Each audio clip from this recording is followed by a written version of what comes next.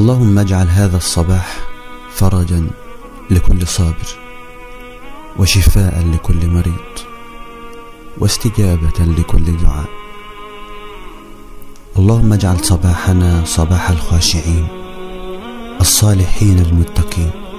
اللهم في هذا الصباح لا ترد لنا دعاء، ولا تخيب لنا رجاء، ولا تسكن أجسادنا داء، وادفع عنا كل هم وغم وبلاء. ونسألك صباحا يتجلى فيه لطفك، ويتسع فيه رزقك، وتمتد فيه عافيتك، وارزقنا من فيض كرمك سعادة لا تنقطع. صباح النور البنات، صباح الورد، وينكم بكمشي لاباس؟ اللهم صل وسلم على سيدنا محمد. اليوم جيتكم فيديو جديد ان شاء الله يعجبكم. لهنا حضرت الفطور ومش نبدا نهاري معاكم. اليوم حضرت الفطور، مش نفطر انا وبنوتاتي. حطيت خبز وزيت وعسل، وعندي بشكوت وغريبه. قولوا لي البنات كان تحب نشاركها معاكم طريقه البشكوت والغريبه.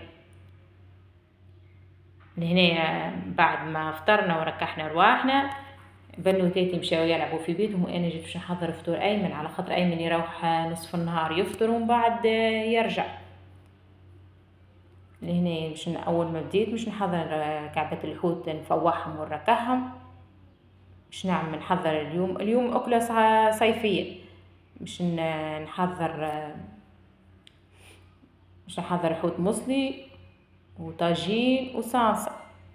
حطيت شويه ملح، شويه ثوم، فلفل اكحل وبسباس وكمون وزيت وكركم. كي نجي مش نصليه هنا نحط له شويه ثوم وشويه فلفل اكحل وبسباس. الحوت كل واحد وطريقته.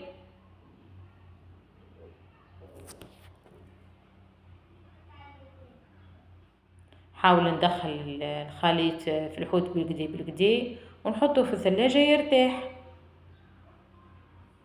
خليته يرتاح نص ساعة كان، ومن بعد طيبته. حاول البنات كي مش تحضروا حوت ولا سكالوب خليهم يفوحوهم وخليهم يرتاحوا. لهنا جيت باش نحضر الخليط نتاع الطاجين. قليت البطاطا ومش نقلي السكالوب.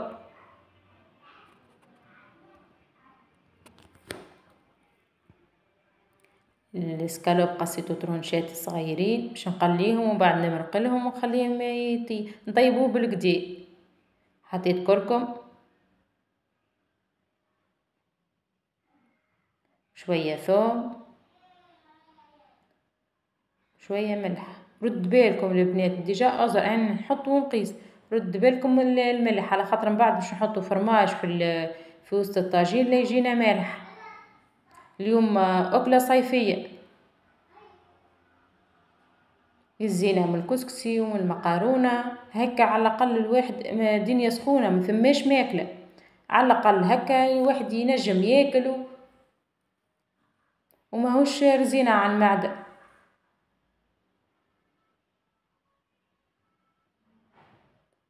اش عاملين البنات؟ مشيتوا للبحر؟ ميزلتوا؟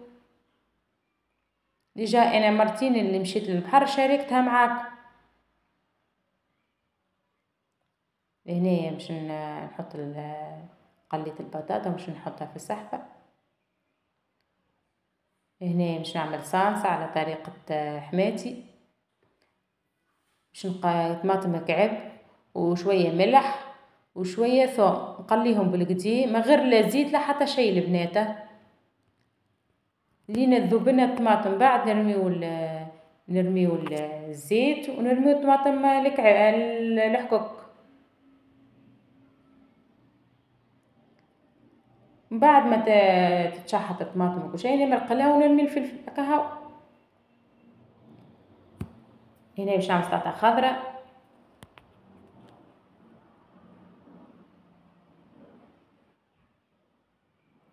ولهنا جيت باش نحضر الخليط نتاع الطاجين. نفقر العظم نفقره في صحفه اخرى. رد بالك على الخليط، على خاطر العظم تو ولا يخوف والدنيا سخونه، حتى ولو في الثلاجه العظم الدنيا سخونه يخوف. حطوه في صحفة كيكة، حاجة معناتها مضمون. ما كان لقينا كعبة عاد ما نلوحوها، خير ما يفسدلنا خليط كامل. هنا باش نحط حكة كريم فريش،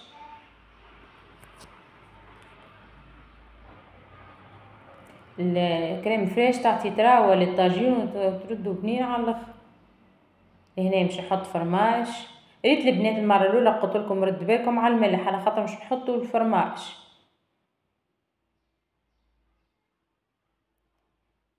هنا يكون حطيت 4 كعبات ولا 5 كعبات فرماج،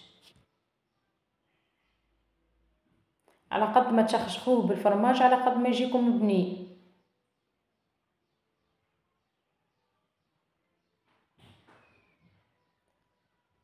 هنا باش نحط المعدنوس،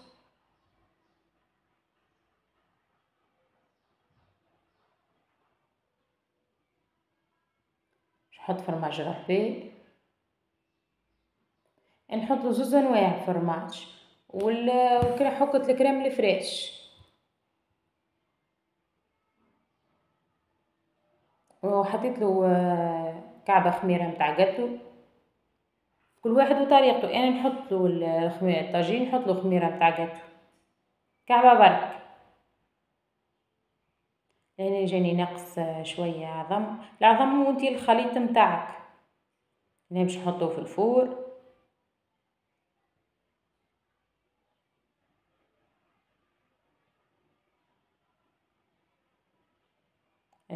سليت الكعبات الحوت.